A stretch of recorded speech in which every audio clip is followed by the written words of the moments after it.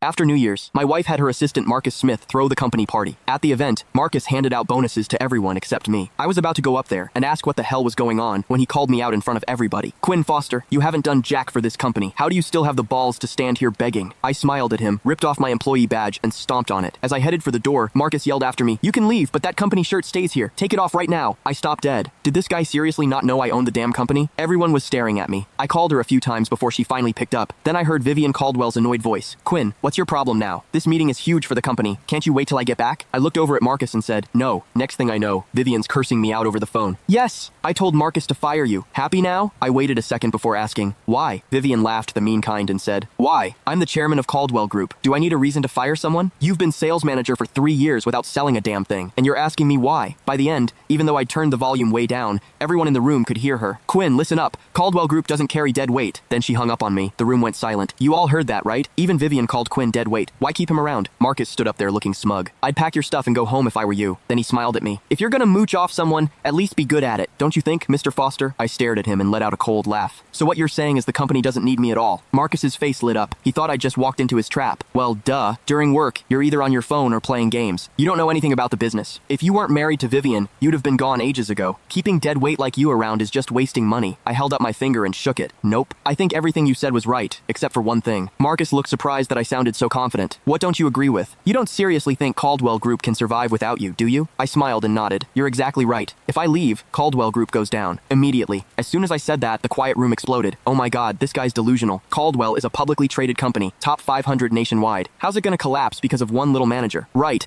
this guy just rides on being the chairman's husband. He's been lazy for 3 years, doing nothing but collecting a paycheck. He's disgusting. How do people like this even exist? Pretty boy freeloader just dropped dead already. The trash talk got louder and louder, but I didn't care, because every word I said was true. Caldwell Group went from a tiny nobody company 3 years ago to a publicly traded corporation with over 10,000 employees, and that was all me. Or really, the connections I brought. It had nothing to do with Vivian. Back then, Caldwell Group's founder, Gregory Caldwell, flew all the way from Boston to New York just to beg me to marry his granddaughter, and he had a marriage contract with him. It did have my grandfather's signature on it. I was young and didn't know what love was. I figured if Grandpa set it up this way, he had his reasons. But I never thought that after building Caldwell Group into what it is today, they'd turn around and call me dead weight. That pissed me off. Right then, I decided to confront Gregory Caldwell face to face and ask him straight up if the Caldwell family was planning to screw me over. If he kept Vivian as chairman, I'd have no problem sending the Caldwell family right back to where they were 3 years ago. Wait, just as I turned to leave, Marcus called out, "You're just gonna walk out like that?" I slowly turned back around. "What? You gonna invite me to stay for dinner?" Marcus stared at me with this nasty grin before saying,